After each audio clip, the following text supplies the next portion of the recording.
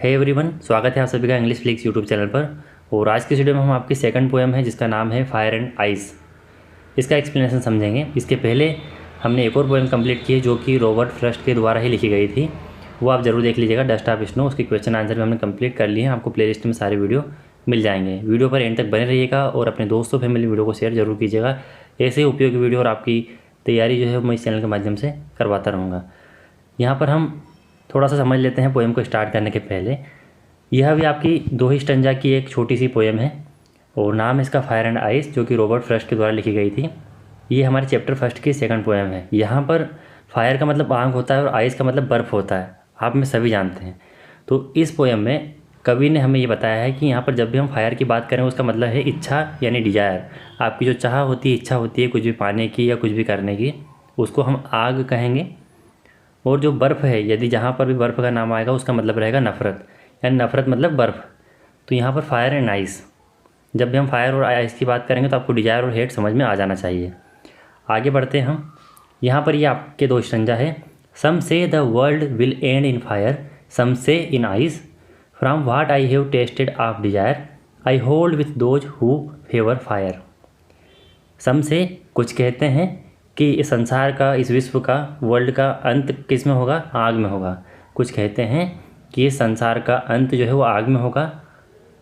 Some say in ice, कुछ कहते हैं कि बर्फ़ में होगा। समझ में आ गया आपको बात? आग में होगा मतलब इच्छा के कारण, यानी लोगों की चाह के कारण वर्ल्ड का अंत होगा। और आइस मतलब हेट है, इसका मतलब कि लोगों की नफ़रत के कारण वर्ल्ड का अंत होगा। From what I have tasted of desire, यानी कि मुझे जितना पता है या फिर जितना मैंने डिजायर को टेस्ट किया है या फिर जितना मैंने चाहा है, आई hold with those who favour fire, मैं उन लोगों के साथ रहना चाहूँगा जो कि फायर के फेवर में है। यानी मैं उन लोगों का पक्षधर रहूँगा या फिर मैं उन लोगों का पक्ष लेना चाहूँगा जो कि फायर के पक्ष में या फिर डिजायर के पक्ष में। फायर डिजायर एक ही है, दोनों मैंने आपको पहले ही बता दिया। तो यहाँ पर पहले स्टंजा का मतलब यहाँ पर यह है कि कुछ लोग कहते हैं कि संसार का अंत जो है वो आग में होगा और कुछ कहते हैं कि बर्फ़ में होगा। और यहाँ पर ये कह रहे हैं कि जितना इनको चाह के बारे में यानी कि इच्छा के बारे में पता है उसके अनुरूप वो उन लोगों का पक्ष लेंगे जो फायर यानी इच्छा को मानते हैं कि इच्छा के कारण जो है संसार का अंत होगा। इन लोगों के पक्ष में कवि रहना चाहते हैं। आगे क्या कहते हैं?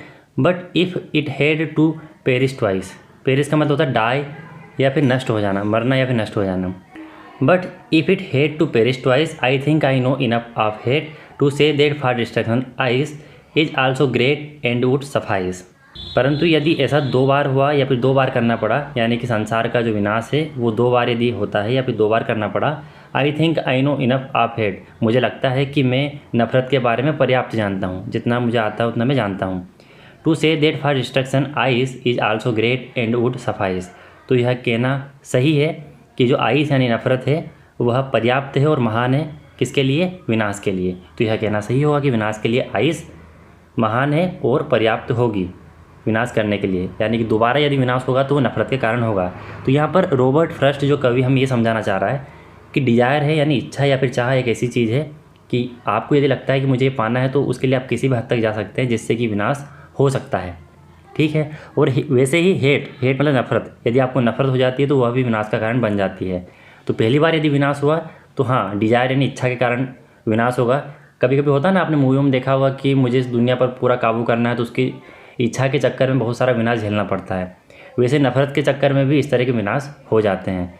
तो यहाँ पर सफाइस का मतलब बी सफिशिएंट यानी पर्याप्त होता है।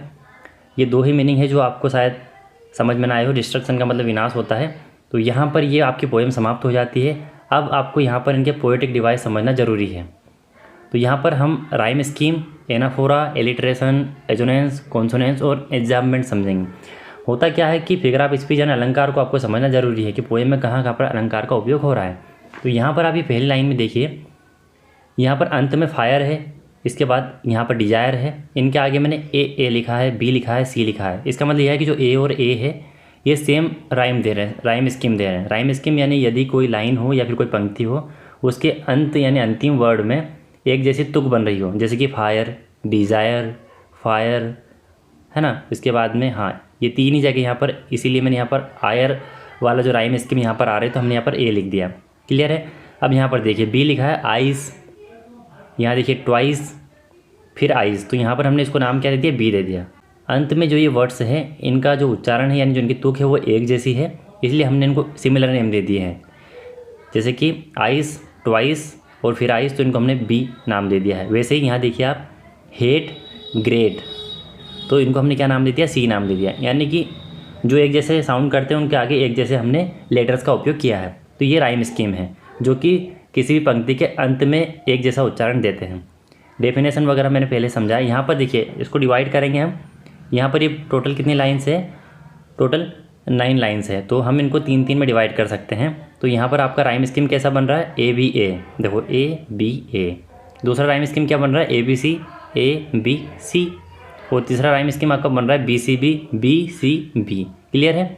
यहाँ पर जो आयर, आयर, डिजायर, फायर, इनको हमने ए नाम दिया है। आइस, ट्वाइस और सफाइस को बी नाम दिया है क्योंकि इनकी तुक एक जैसी है।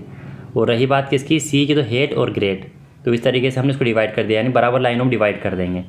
तो इस तरीके से यहाँ पर पेयर ऑफ 3 लाइन ईच बन रहे। तो यही हम राइम स्कीम ऐसे यहाँ पर इनको डिवाइड करते हैं। तो ये आपकी राइम स्कीम हो गई। अब हम अगला देखते हैं एनाफोरा। एनाफोरा क्या होता है, anaphora is the repetition of a word of a sequence of word at the beginning of the successive clause, phrase or sentence. यानी कि कोई भी शब्द या फिर शब्द समूह स्टार्टिंग में यदि रिपीट होता है किसी भी सेंटेंस के, तो वहाँ पर एनाफोरा होता है। यहाँ देखिए आप, ये शब्द या फिर शब्द का समूह है, ठीक है। Word are sequence of word, some say यहाँ पर भी आया और सम से यहाँ पर भी आया है, तो यहाँ पर ये रिपीट हो रहे हैं इस लाइन में। तो ये यहाँ पर आपका क्या हो गया, एनाफोरा। नेक्स्ट देखते हैं हम एलिट्रेशन। एलिट्रेशन में क्या होता है, आपके जो कॉन्सोनेंट होते हैं, कॉन्सोनेंट से जो वर्ड स्टार्ट होते हैं, और यदि आपके कॉन्सोनेंट बार बार रिपीट हो रहे हैं स्टार्टिंग में वर्ड के, तो वहाँ पर एलिट्रेशन होता है। जैसे कि सम से एस एस आ रहा है, मतलब ये आपका एलिट्रेशन है। ये अगर एस इस द के बाद भी होता तो यहाँ पर भी एलिट्रेशन होता है। यानी कॉन्सोनेंट साउंड यदि बार बार उसका उच्चारण हो रहा है व्यंजन का, तब क्या होता है, वहाँ पर एलिट्रेशन होता है। ठीक है, मिडिल में नहीं देखते, स्टार्टिंग में देखते हैं एलिट्रेशन को। एजोनेंस, एजोनेंस का मतलब होता है कि यदि आपके वोवेल यानी स्वर साउंड का उच्चारण हो रहा है किसी भी पंक्ति में, तो वहाँ पर एजोनेंस होता है। जैसे कि the world will end in fire, world के बाद विल एंड इन फायर, तो यहाँ पर आई का उच्चारण बार बार हो रहा है, विल इन फायर। तो यहाँ पर आई का उच्चारण, आई क्या है, आपका वोवेल है, स्वर है, इसलिए यहाँ पर एजोनेंस इस पंक्ति में। आगे बढ़ते हैं, दोज हु फेवर फायर, यहाँ पर ओ है, फिर हु है, फिर यहाँ पर ओ है, बीच में आए हैं आपके वोवेल साउंड, तो बीच में आते हैं तब आपका क्या होता है, एजोनेंस होता है, और बार बार रिपीट होना चाहिए वो साउंड। तो यहाँ पर भी आपका एजोनेंस है। इसके बाद में नो इनफ ऑफ हेड, यहाँ पर भी ओ आ रहा है, यहाँ इनफ और फिर ऑफ, यहाँ पर ओ का उच्चारण हो रहा है जो भी आपका वोवेल है, तो यहाँ पर भी आपका एजोनेंस है। इस तरीके से ये यहाँ पर एजोनेंस मिल गया आपके। अब कॉन्सोनेंस यानी कि ऐसे ही, जैसे कि हमने अभी इन शब्दों में देखा कि बीच में स्वर का उच्चारण यानी वोवेल का उच्चारण हो रहा है, तो हमने उसको एजोनेंस बता दिया। वैसे ही यदि आपके व्यंजन बीच में आते हैं शब्द के और उनका उच्चारण हमें बार बार वो ध्वनि सुनाई देती है व्यंजन वाली, तब हम क्या बोलते हैं, कॉन्सोनेंस बोलते हैं। यहाँ देखिए आप, आई होल्ड विथ दोज, यहाँ पर विथ यानी टी एच आ रहा है, दोज फिर आपका टी एच आ रहा है, हु फेवर फायर, तो यहाँ पर फेवर फायर, ये तो स्टार्टिंग के, तो स्टार्टिंग में यदि फेवर फायर आया है तो इसका मतलब यहाँ पर इलिट्रेशन है, एक जैसे शब्द रिपीट हो रहे हैं। तो यहाँ पर टी एच आया है विथ के बाद में, और फिर यहाँ पर टी एच आया है, तो यहाँ पर द और त का साउंड रिपीट हो रहा है, तो यहाँ पर क्या है, कॉन्सोनेंस है, यानी कि आपका व्यंजन साउंड रिपीट हो रहा है।